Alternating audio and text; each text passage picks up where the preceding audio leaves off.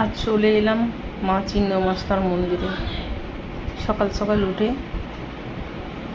খুব মন চাইলো মাকে আজ পুজো দিতে যাব বলে আমি আমার বান্ধবী দুজন মিলে চলে এলাম। কিন্তু এত রাস্তায় বৃষ্টি, যেই না মায়ের কাছে পৌঁছেছি আমরা, প্রচুর বৃষ্টি, আর তার সাথে বিদ্যুৎ চমকানো।